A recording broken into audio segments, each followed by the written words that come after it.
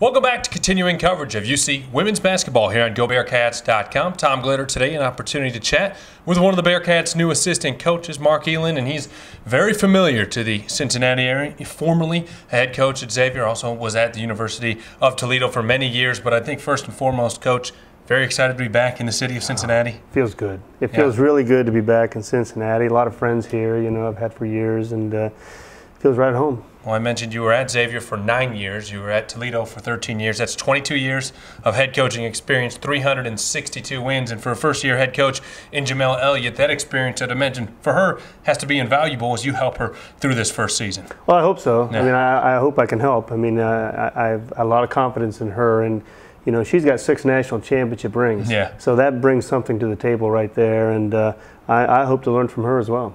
Now, you had a year off in between the end of your tenure at Toledo and joining the folks here in Bearcat land, an opportunity maybe to recharge your batteries a little bit, because 22 straight years of being a head coach, that has to take a toll on you after a while. I got to admit, it wasn't bad to take a step back, and I did some teaching, I did some broadcasting, and but the day in, day out grind of recruiting and coaching, it was kind of good to take a break from, and I'm recharged. Well, now you're right back into recruiting, you're back into coaching, still getting some workouts in with the girls because the quarter hasn't quite come to an end. Now you're going to be doing a lot of recruiting, you're also doing the scheduling. What else is involved in your responsibilities on the staff? Well, we haven't talked a great deal about it yet, but working with the guards, a lot of recruiting, obviously with my ties around the Midwest and Ohio and Cincinnati. Coach Elliott wants to take advantage of that. And with the scheduling, that's a big part of my responsibilities, and community service and community events, and then just the day in, day out coaching and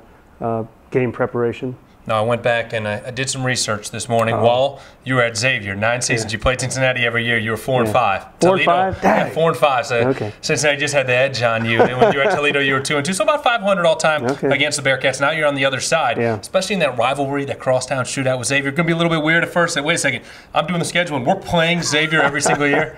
It will be weird, but I played Xavier I think maybe twice or 3 times at Toledo, so I've gotten that out of my system. That'll be my research for tomorrow. I'll go back and check and see how you did against the Musketeers after you left that program.